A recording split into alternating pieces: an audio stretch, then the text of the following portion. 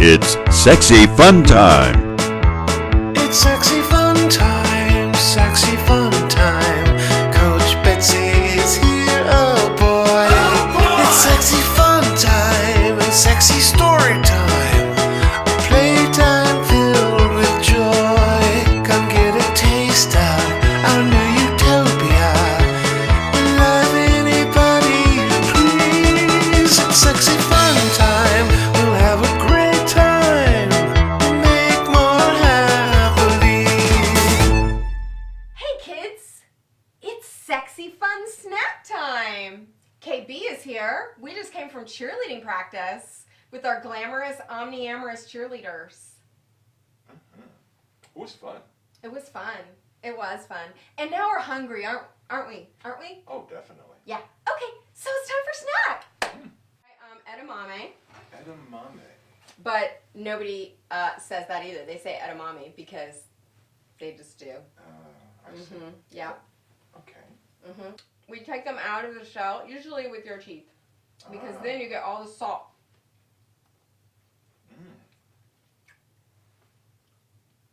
Oh. And the salt is adding to the experience. So they look. I think they're yummy. Well, they taste better when they're warmer, so next time I'm going to pop them in the microwave for like another 60 seconds maybe, because since they sat around until we were ready to have snack time, they got cold. I love the way you squeeze them out of the shells with your teeth, and at the same time you're getting the salt on your lips. And it's sexy fun. That's the whole point. That's what makes it sexy fun food. Yeah, it is kind of a sensual experience. For practicing the gamification of flirting. So you get one sexy fun snack. It's harder when it starts falling apart in your hand. That's so unfair. That happens in real life flirting too. Sometimes you. And you have to go with it. Then it's better to just overdo it and make it like obvious that you were flirting, because otherwise it's mortifying. Yeah. But you can recover, but you have to eat a few without flirting first before. You can't make an instantaneous recovery of your whole flirting maneuver. There you go. So you place it in your mouth. You make eye contact in a meaningful way. Yeah, that's the main thing. Yeah. These are good. And it's okay if you laugh in the middle of it too. It's acceptable. It's acceptable to have fun. So now we're having avocado salad, and it has crab, which is cooked. Actually, I have to be totally honest, it's probably not even real crab. It's crab stick, which is in all of these things, unless it specifically says otherwise. But it's still good, and I like it. And also avocado and cucumber. And then we're going to have some avocado maki, which are all about the texture. That's their purpose in life. So this is exploration. So what we're going to do is we're going to start by getting some of the wasabi. Yeah, I was going to ask you what this green stuff was.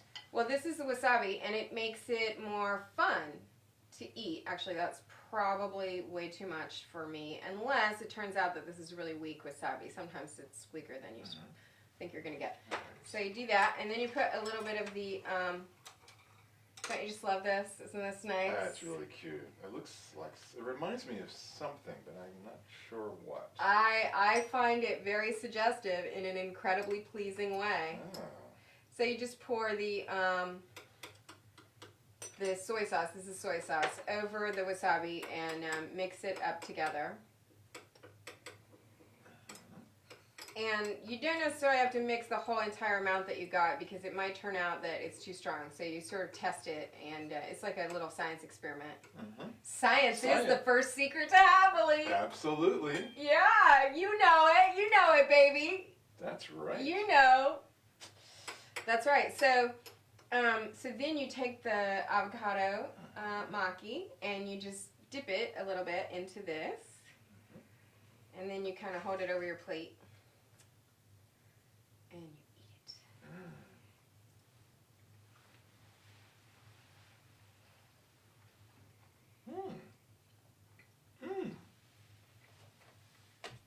yummy. I like the texture.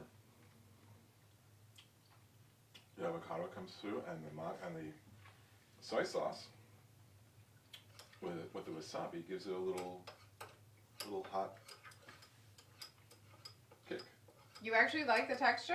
I do.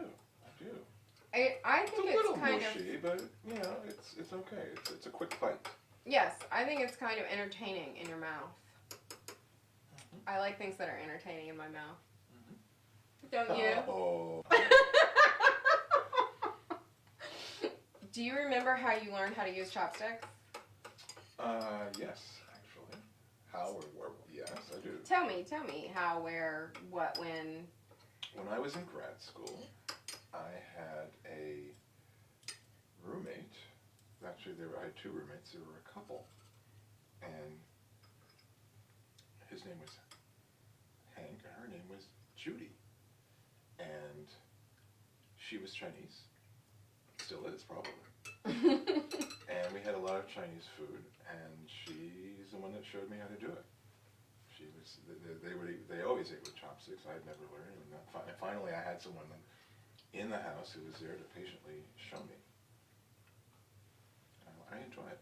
That's a beautiful experience. You're so lucky to have had that. That's really special. These are sushi, and they are not raw fish. Really? Yes. I thought all sushi was raw fish. No. Ah. It's many other things. There's some cooked things, and there's some things that are not even fish. How about that? So these are eggs. They're like omelets, but they're special. Oh. They're special little omelets. They're sweet. And legend has it, I don't know, somebody told me that you can really tell the quality of a sushi place by their omelet ones, which I don't even remember what these are called. They're something, omelet. Okay. But sweet egg, as opposed to other kinds of eggs, which are raw, which I don't particularly... That's bad. Well, I don't think it's bad. It's just not to my taste, personally.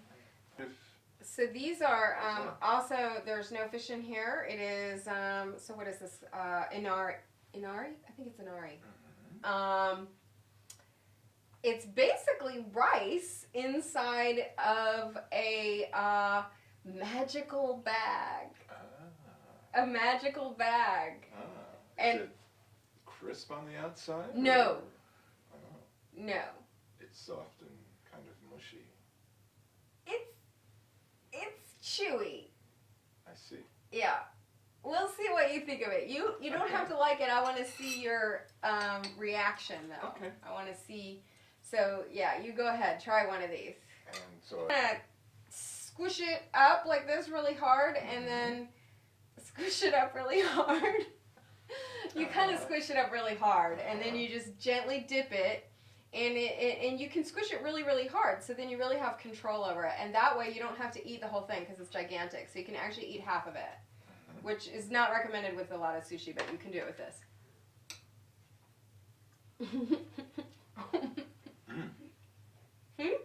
It works. You can even put it down. When I used to go,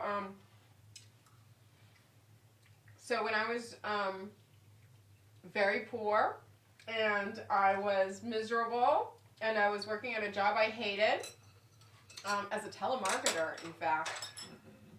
I would go to this one sushi place that was right across from work, and I couldn't spend any money, so I would get one thing of maki, and a bowl of miso soup, and either a glass of plum wine or a sake, one or the other.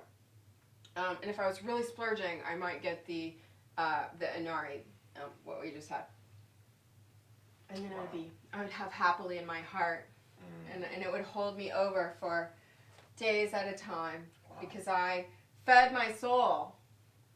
These are all, the more affordable things that you can get off of the menu at the Japanese place. Well, I think